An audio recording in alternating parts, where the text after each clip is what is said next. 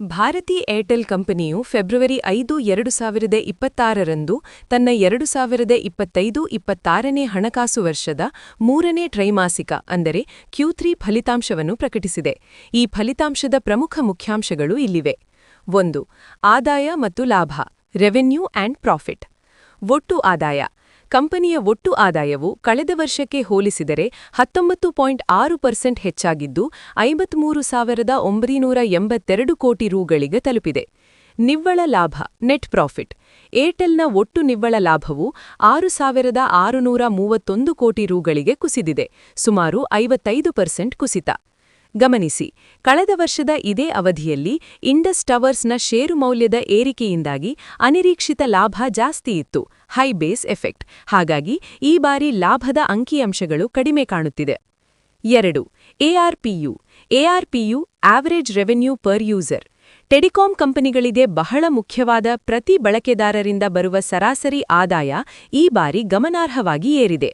ಈ ತ್ರೈಮಾಸಿಕದಲ್ಲಿ ಎಆರ್ಪಿಯು 259 ರುಗಳಿಗೆ ಏರಿಕೆಯಾಗಿದೆ. ಕಳೆದ ವರ್ಷ ಇದು 245 ರು ಇತ್ತು. ಬಳಕೆದಾರರು ದುಬಾರಿ ಪ್ಲಾನ್ಗಳಿಗೆ ಬದಲಾಗುತ್ತಿರುವುದು ಮತ್ತು ಡೇಟಾ ಬಳಕೆ ಹೆಚ್ಚಾಗಿರುವುದು ಇದಕ್ಕೆ ಪ್ರಮುಖ ಕಾರಣ. 3. ಗ್ರಾಹಕರ ಸಂಖ್ಯೆ ಮತ್ತು 5G ಪ್ರಗತಿ. ಭಾರತದಲ್ಲಿ ಏರ್ಟೆಲ್ನ ಒಟ್ಟು ಮೊಬೈಲ್ ಗ್ರಾಹಕರ ಸಂಖ್ಯೆ 36.8 ಕೋಟಿ ದಾಟಿದೆ. ಈ ತ್ರೈಮಾಸಿಕದಲ್ಲಿ ಸುಮಾರು 43 ಲಕ್ಷ ಹೊಸ ಗ್ರಾಹಕರು ಸೇರ್ಪಡೆಯಾಗಿದ್ದಾರೆ. ಸ್ಮಾರ್ಟ್ಫೋನ್ ಬಳಸುವ ಗ್ರಾಹಕರ ಸಂಖ್ಯೆ 79%ಕ್ಕೆ ಏರಿಕೆಯಾಗಿದ್ದು 5G ನೆಟ್ವರ್ಕ್ ವೇಗವಾಗಿ ವಿಸ್ತರಿಸುತ್ತಿದೆ. 4. ಇತರ ವಿಭಾಗಗಳ ಸಾಧನೆ. Home business broadband. ಬ್ರಾಡ್ಬ್ಯಾಂಡ್ ವಿಭಾಗವು 32.6% ಪ್ರಗತಿ ಕಂಡಿದ್ದು ದಾಖಲೆ 11 ಲಕ್ಷಕ್ಕೂ ಹೆಚ್ಚು ಹೊಸ ಗ್ರಾಹಕರನ್ನು ಪಡೆದಿದೆ. ಆಫ್ರಿಕಾ ಉದ್ಯಮ. ಆಫ್ರಿಕಾದಲ್ಲಿನ ಏರ್ಟೆಲ್ ಉದ್ಯಮವು ಸ್ಥಿರವಾದ ಬೆಳವಣಿಗೆಯನ್ನು ಮುಂದುವರಿಸಿದೆ. ಮಾರುಕಟ್ಟೆಯ ಪ್ರತಿಕ್ರಿಯೆ. ಫಲಿತಾಂಶ ಪ್ರಕಟವಾದ ದಿನದಂದು ಫೆಬ್ರವರಿ 5, ಏರ್ಟೆಲ್ ಷೇರು ಬೆಲೆಯು ಸುಮಾರು 1.6% ಕುಸಿತ ಕಂಡು 1,999 ರುವಿನ ಹತ್ತಿರ ವಹಿವಾಟು ಮುಗಿಸಿದೆ. ಲಾಭದ ಅಂಕಿಅಂಶಗಳಲ್ಲಿನ ಕುಸಿತ ಮತ್ತು ಮಾರುಕಟ್ಟೆಯ ನಿರೀಕ್ಷೆಗಳ ಕಾರಣದಿಂದ ಈ ಏರಿಳಿತ ಕಂಡುಬಂದಿದೆ. ಕೇನ್ಸ್ ಟೆಕ್ನಾಲಜಿ ಅಂದರೆ ಕೇನ್ಸ್ ಟೆಕ್ನಾಲಜಿ ಇಂಡಿಯಾ ಲಿಮಿಟೆಡ್ ಇತ್ತೀಚೆಗೆ ತನ್ನ 2024-25ರ ಆರ್ಥಿಕ ವರ್ಷದ ಮೂರನೇ ತ್ರೈಮಾಸಿಕದ ಫಲಿತಾಂಶಗಳನ್ನು ಪ್ರಕಟಿಸಿದೆ.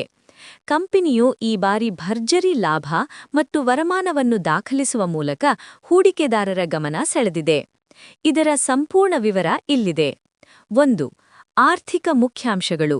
Q3 FY25. ಕಂಪನಿಯು ಕಳೆದ ವರ್ಷದ ಇದೇ ಅವಧಿಗೆ ಹೋಲಿಸಿದರೆ ಈ ಬಾರಿ ಉತ್ತಮ ಬೆಳವಣಿಗೆ ಕಂಡಿದೆ. ನಿವ್ವಳ ಲಾಭ ಅಂದರೆ ನೆಟ್ ಪ್ರಾಫಿಟ್. ಕಂಪನಿಯ ಲಾಭವು ಸುಮಾರು 115 ಕೋಟಿ ರೂಪಾಯಿಗಳಿಗೆ ಏರಿಕೆಯಾಗಿದೆ. ಕಳೆದ ವರ್ಷ ಅಂದರೆ Q3 FY24 ಇದು 45 ಕೋಟಿ ರೂಪಾಯಿ ಇತ್ತು. ಅಂದರೆ ಲಾಭದಲ್ಲಿ ಸುಮಾರು 155%ಗಿಂತ ಹೆಚ್ಚಿನ ಏರಿಕೆ ಕಂಡುಬಂದಿದೆ. ವರಮಾನ ಅಂದರೆ ರೆವೆನ್ಯೂ. ಕಾರ್ಯಾಚರಣೆಯ ಮೂಲಕ ಬಂದ ವರಮಾನವು ಸುಮಾರು 750 ಕೋಟಿ ರೂಪಾಯಿಗಳಿಗಿಂತ ಹೆಚ್ಚಿದೆ. ಕಳೆದ ವರ್ಷಕ್ಕೆ ಹೋಲಿಸಿದರೆ ಇದು ಸುಮಾರು 60-70%ರಷ್ಟು ವೃದ್ಧಿಯಾಗಿದೆ.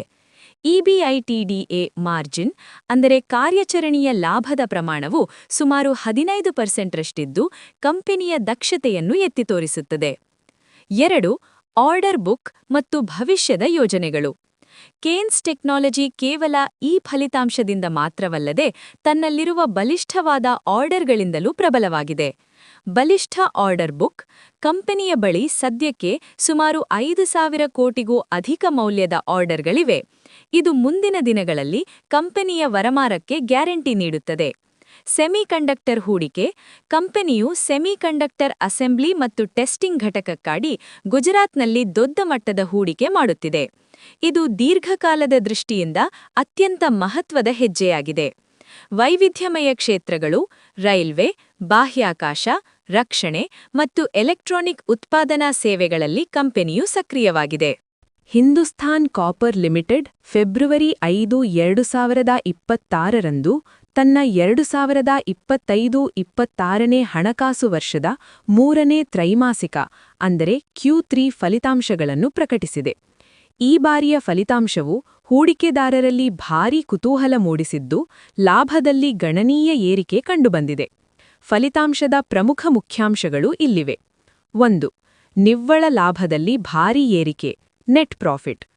ಕಳೆದ ವರ್ಷದ ಇದೇ ಅವಧಿಗೆ ಹೋಲಿಸಿದರೆ ಕಂಪನಿಯ ನಿವ್ವಳ ಲಾಭವು ಸುಮಾರು 148.5% ಏರಿಕೆಯಾಗಿ $156.23 ಕೋಟಿ ತಲುಪಿದೆ.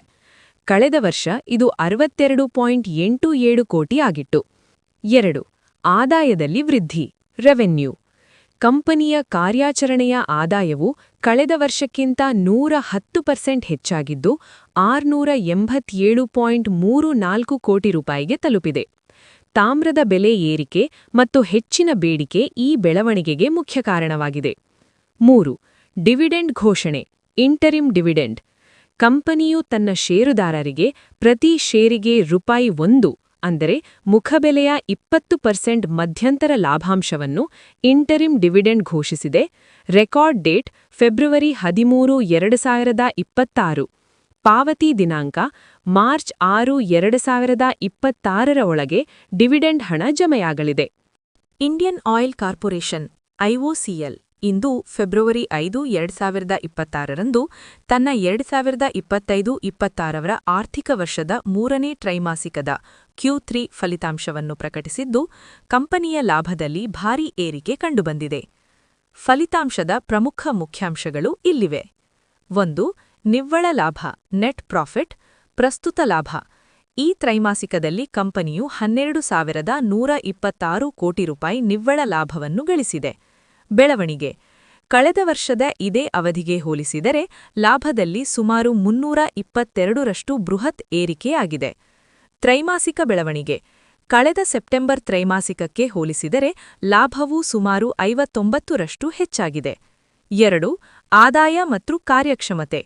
ಒಟ್ಟು ಆದಾಯ ರೆವಿನ್ಯೂ ಕಾರ್ಯಾಚರಣೆಗಳ ಮೂಲಕ ಬಂದ ಆದಾಯವು $2,31,769 ಕೋಟಿ ತಲುಪಿದೆ. ಇದು ಕಳೆದ ವರ್ಷಕ್ಕಿಂತ ಸುಮಾರು 7% ಹೆಚ್ಚಾಗಿದೆ. GRM gross refining margin. ಕಂಪನಿಯ ಲಾಭ ಹೆಚ್ಚಾಗಲು ಮುಖ್ಯ ಕಾರಣವೆಂದರೆ ಉತ್ತಮ ಗ್ರಾಸ್ ರಿಫೈನಿಂಗ್ ಮಾರ್ಜಿನ್. ಇದು ಪ್ರತಿ ಬ್ಯಾರೆಲ್ಗೆ $8.41 ಏರಿದೆ. ಕಳೆದ ವರ್ಷ ಇದು $3.69 ಇತ್ತು. ಎಲ್ಪಿಜಿ ಪರಿಹಾರ ಕೇಂದ್ರ ಸರ್ಕಾರದಿಂದ ಬರಬೇಕಿದ್ದ ಎಲ್ಪಿಜಿ ಸಬ್ಸಿಡಿ ಬಾಕಿ ಮೊತ್ತದಲ್ಲಿ ಸುಮಾರು $2,414 ಕೋಟಿ ಈ ತ್ರೈಮಾಸಿಕದಲ್ಲಿ ಲಭ್ಯವಾಗಿರುವುದು ಲಾಭದ ಹೆಚ್ಚಳಕ್ಕೆ ಸಹಕಾರಿಯಾಗಿದೆ. 3. ಡಿವಿಡೆಂಡ್. ಈ ತ್ರೈಮಾಸಿಕದ ಫಲಿತಾಂಶದ ಸಮಯದಲ್ಲಿ ಕಂಪನಿಯು ಯಾವುದೇ ಹೊಸ ಡಿವಿಡೆಂಡ್ ಘೋಷಣೆ ಮಾಡಿಲ್ಲ. ಆದರೆ ಈ ವರ್ಷದ ಒಟ್ಟು ಮಧ್ಯಂತರ ಡಿವಿಡೆಂಡ್ ಈಗಾಗಲೇ ಪ್ರತಿ ಷೇರಿಗೆ 11.35 ವಿಡಿಯೋ ಇಷ್ಟವಾದರೆ ಲೈಕ್ ಮಾಡಿ, ಶೇರ್ ಮಾಡಿ, ಸಬ್ಸ್ಕ್ರೈಬ್ ಮಾಡಿ ಫ್ರೆಂಡ್ಸ್, ಮತ್ತು ಬೆಲ್ ಬಟನ್ ಒತ್ತಿ ಫ್ರೆಂಡ್ಸ್.